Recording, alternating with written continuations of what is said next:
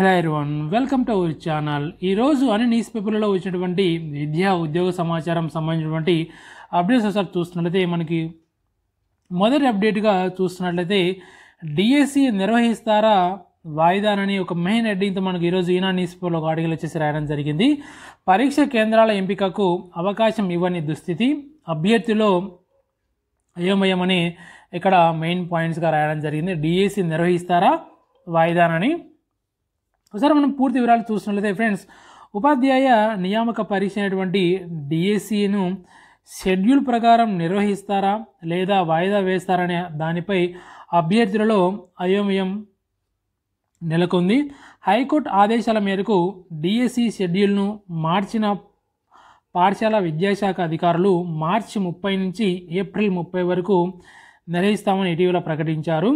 పరీక్ష కేంద్రాల ఎంపికకు ఈ నెల 20 నుంచి ఐచ్ఛికాలు నమోదు చేసుకోవాలని, 25 నుంచి హాల్ టికెట్లను డౌన్లోడ్ చేసుకోవాలని సూచించారు. కానీ ఇంతవరకు వెబ్సైట్లో పరీక్ష కేంద్రాల ఎంపికకి అవకాశం ఇవ్వలేదు. తద్వారా హాల్ టికెట్ల జారీలోనూ జాప్యం జరిగే ప్రమాదం ఉంది. మరోవైపు ఉపాధ్యాయ అర్హత పరీక్ష అయినటువంటి టెట్ ఫలితాలను ఈ నెల 14న విడుదల చేయాల్సి ఉండగా ఇంతవరకు విడుదల చేయలేదు. నార్మలైజేషన్ ప్రక్రియ కొనసాగుతుందని అధికారులు చెబుతున్నారు. ఈ పరిణామాల నేపథ్యంలో పరీక్షలను షెడ్యూల్ ప్రకారమే నిర్వహిస్తారా లేదా అనే దానిపై అభ్యర్థులలో అయోమయం నెలకొంది. డిఎస్సి నిర్వహణపై ఎన్నికల కమిషన్ నిర్ణయం కోసం ఎదురు చూసినటువంటి విద్యాశాఖ కావాలనే పరీక్ష కేంద్రాల ఎంపిక, హాల్ టికెట్ల డౌన్లోడు, టెట్ ఫలితాల్లో జాప్యం చేస్తున్నట్లు సమాచారం అని మనకు క్లియర్గా ఇక డిఎస్సికి సంబంధించినటువంటి మనకు డిఎస్సి నిర్వహిస్తారా లేదా వాయిదానని ఒక మెయిన్ హెడ్డింగ్తో మనకు ఈ విధంగా ఇక డిఎస్సికి సంబంధించినటువంటి ఒక ఆర్టికల్ వచ్చేసి రాయడం జరిగింది. రేపటి నుంచి హాల్ టికెట్లు వచ్చేసి డౌన్లోడ్ చేసుకోవాలని సూచించారు. మనకు మార్చి 20 తారీఖు నుంచి హాల్ టికెట్ డౌన్లోడ్ చేసుకోవాలి. బట్ ఇంకా ఇంతవరకు వెబ్సైట్లో ఇక్కడ పరీక్ష కేంద్రాలకు ఈ నెల 20 నుంచి ఐచ్ఛికాలు నమోదు చేసుకోవాలి. కానీ దానికి సంబంధించి ఇంకా అవకాశం అయితే ఇవ్వలేదంట. ఇంతవరకు వెబ్సైట్లో పరీక్ష కేంద్రాల ఎంపికకు అవకాశం ఇవ్వలేదు.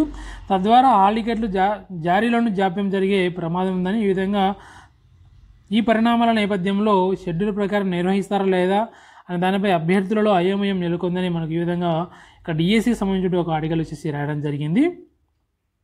అదేవిధంగా చూస్తున్నట్లయితే మనకు గవర్నమెంట్ జాబ్ సంబంధించిన నోటిఫికేషన్ చూస్తున్నట్లయితే ఫ్రెండ్స్, మనకు బీఎస్ఎఫ్లో వివిధ పోస్టులకు సంబంధించిన నోటిఫికేషన్ విడుదల చేయడం జరిగింది. కేంద్ర హోం వ్యవహారాల మంత్రిత్వ శాఖ అయినటువంటి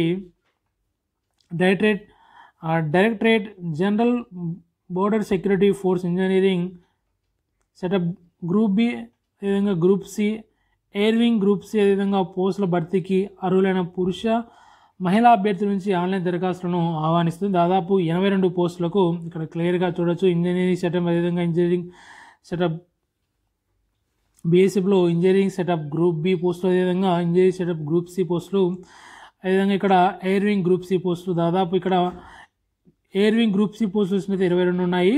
ఇంజనీరింగ్ సెటప్ గ్రూప్ సి పోస్టులు చూసినట్లయితే 38 ఉన్నాయి. బీఎస్ఎఫ్లో engineering setup group B post చూసినట్లయితే 22 పోస్టులు ఉన్నాయి. అదేవిధంగా ఇక్కడ మనకు క్లియర్గా దానికి సంబంధించిన పూర్తి వివరాలు ఇక్కడ ఇవ్వడం జరిగింది. ఇక్కడ ఎవరైనా అప్లై చేసుకోవాల్సినటువంటి అభ్యర్థులు ఎవరైనా ఉన్నట్లయితే క్లియర్గా దీన్ని క్లియర్గా చదివి మీరు ఇక విద్యార్హత, అదేవిధంగా మీకు వయోపరిమితి సరిపోయినట్లయితే ఈ యొక్క నోటిఫికేషన్ వచ్చేసి అప్లై చేసుకోగలరు. అదేవిధంగా మనకు చూసినట్లయితే ఏపీలో ఏపీ పీజీ ఈసెట్ నోటిఫికేషన్ వచ్చేసి విడుదల చేయడం జరిగింది. ఆంధ్రప్రదేశ్ రాష్ట్ర ఉన్నత విద్యామండలి post graduate engineering common entrance test AP PG ECET 2024 notification వచ్చేసి విడుదల చేసింది. దీన్ని తిరుపతిలోని శ్రీ వెంకటేశ్వర యూనివర్సిటీ నిర్వహిస్తుంది. ఈ టెస్టులను సాధించిన మెరిట్ ఆధారంగా ఎంటెక్, ఎంఫార్మసీ, ఫార్మడీ ప్రోగ్రాంలో ప్రవేశాలు కల్పిస్తారు. దానికి సంబంధించిన ఏపీ పీజీ ఈసెట్ నోటిఫికేషన్ వచ్చేసి విడుదల చేయడం జరిగింది. ఇక్కడ దానికి సంబంధించిన ముఖ్య సమాచారం ఒకసారి చూస్తున్నట్లయితే దరఖాస్తు ఫీజు జనరల్ అభ్యర్థులకు 1200, బీసీ అభ్యర్థులకు 900, దివ్యాంగులు, ఎస్సీ ఎస్టీ అభ్యర్థులకు 700. ఫ్రెండ్స్, ఆన్లైన్ దరఖాస్తు చివరి తేదీ ఏప్రిల్ 30 వరకు అప్లై చేసుకోవచ్చు. ఇక్కడ అదేవిధంగా కరెక్షన్ ఆఫ్లైన్ అప్లికేషన్ చూస్తుంటే మే 8 నుంచి 14 వరకు ఇవ్వడం జరిగింది. హాల్ టికెట్ డౌన్లోడ్ చూసినట్లయితే మే 22 నుంచి డౌన్లోడ్ చేసుకోవచ్చు. ఇక్కడ పరీక్ష కేంద్రాలు కూడా క్లియర్గా ఇవ్వడం జరిగింది. ఏపీ పీజీ ఈసెట్ చూసినట్లయితే 2020 తేదీలు మే 29 నుంచి 31 వరకు పరీక్షలు వచ్చేసి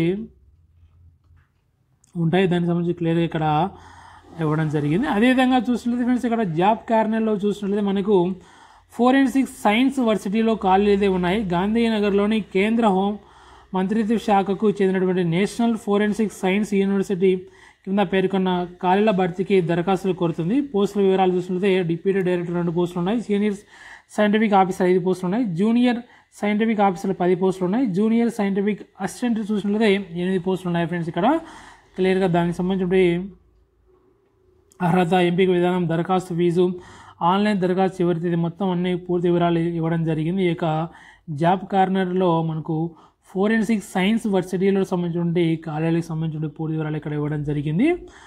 అదేవిధంగా చూసినట్లయితే మనకు విజయవంతంగా ఇంటర్ పరీక్షలు పూర్తి కావడం జరిగింది. రాష్ట్రంలో ఇంటర్మీడియట్ వార్షిక పరీక్షలకు అధికారులు విజయవంతంగా పూర్తి చేశారు.